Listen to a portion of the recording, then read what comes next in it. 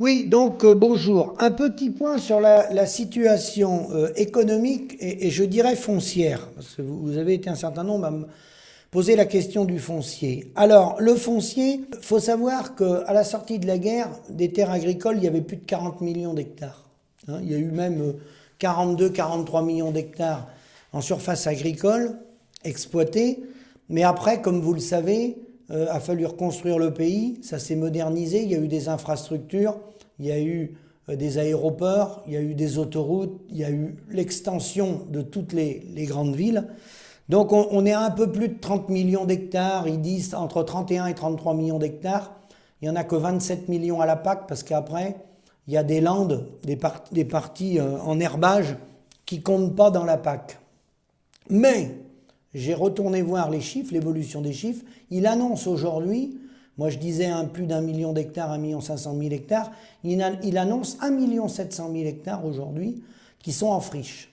Des terres qui sont plus cultivées, je sais, j'en ai chez moi, j'en ai autour de chez moi. On en laisse des terres comme ça. Pourquoi? Parce que c'est des petites parcelles, parce qu'elles sont accidentées et parce qu'il n'y a plus de rentabilité. Donc il y a des propriétaires de terres, c'est déjà le cas aujourd'hui, je vous dis, il y a 1,7 million d'hectares. Il y a des propriétaires aujourd'hui qui vont se retrouver avec des terres qui ne seront plus exploitées. Donc ils vont payer les impôts fonciers, il n'y aura rien dessus, ça va partir en friche. D'ailleurs, quand même, pour information, entre 1850 et aujourd'hui, on avait un peu plus de 8 millions d'hectares en forêt, on est rendu à 17 millions d'hectares. Donc vous voyez, la forêt prend le dessus. Hein.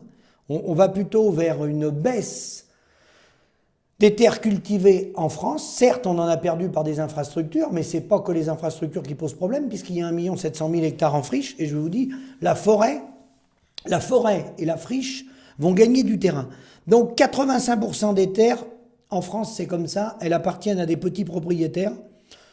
On est environ, nous les agriculteurs, de façon sociétaire ou individuelle, on a environ un peu plus de 40% de la surface totale, nous en propriété, enfin on les a sous forme d'emprunt, mais on est propriétaire à peu près à un peu plus de 40% de la superficie des terres agricoles, et le reste c'est beaucoup de petits propriétaires. Alors il y a quelques grands acteurs qui ont des terres. Le premier propriétaire de terre en France, c'est l'État, c'est la Caisse des dépôts et consignations, mais je ne sais pas s'il faut en parler, parce que c'est des acquisitions en attendant de faire des aéroports, de faire des routes, ils préemptent, hein, ils font des achats pour faire des constructions futures ou pour agrandir les villes. Voilà. Donc ils ont 150 000 hectares en propriété, mais c'est dans le but de faire des projets derrière. C'est un petit peu à part. Sinon, vous retrouvez la Société Générale qui a 30 000 hectares. Vous retrouvez le groupe AXA avec 20 000 hectares et le Crédit Agricole avec 12 000 hectares. Voilà. Voilà la situation. Alors, si on ne veut pas voir, parce que c'est vrai que les agriculteurs, avec l'appauvrissement, vont perdre le foncier progressivement, je vous dis, ce n'est pas encore le cas, qu'il y a beaucoup de petits propriétaires, parce que souvent, c'est des héritages de famille. Hein. S'il y a 5 frères et sœurs, eh ben, quand les parents décèdent, on se retrouve avec 5 propriétaires. C'est beaucoup ça. Et beaucoup de gens qui avaient des terres, ensuite cèdent à leurs enfants, même qui ne sont pas agriculteurs. Donc ils continuent de louer aux agriculteurs et ils touchent un fermage annuel. Si on ne veut pas se retrouver avec des Bill Gates et se retrouver encore plus pauvre qu'on l'est et perdre le foncier, il faut absolument changer le modèle, essayer d'appliquer les plans alimentaires territoriaux via les élus locaux, via les maires, puisque les maires des communes maintenant ont l'obligation de mettre en place des plans communaux de sauvegarde.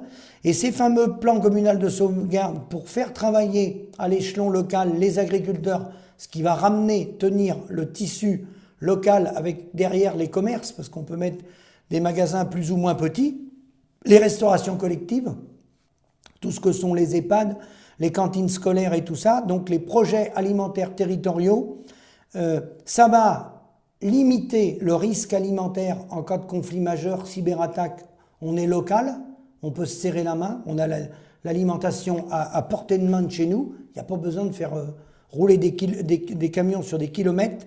Ça coche la case économique, économiquement pour l'agriculteur, il reprend sa facture, donc derrière, qui dit reprendre sa facture, dit se détacher des plateformes coopératives qui l'ont exploité depuis plusieurs décennies.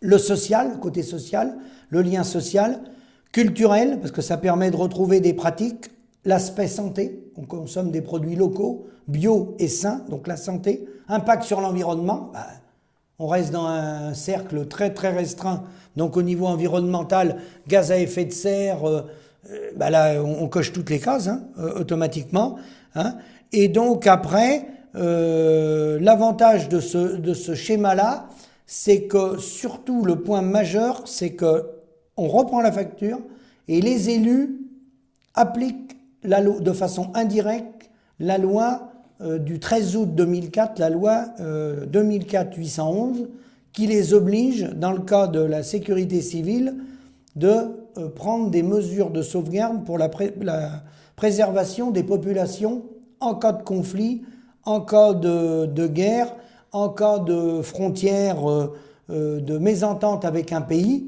où l'approvisionnement peut être coupé provisoirement, où la logistique peut être coupée provisoirement. Là, les maires, ils ont l'obligation de mettre, pour assurer la sécurité des populations, l'alimentation locale, proche, directe, sans qu'on ait besoin éventuellement de réseaux informatiques. Quelque chose de tout simple et fonctionnel.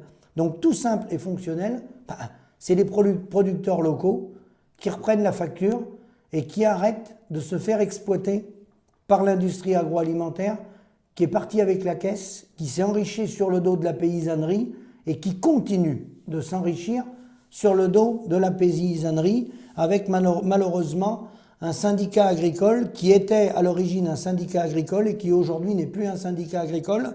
C'est le premier syndicat européen de l'industrie agroalimentaire. Il s'appelle le COPA-COGECA au niveau européen et il s'appelle au niveau français la FNSEA, la France Nouvelle Sans Exploitants Agricoles. À bientôt.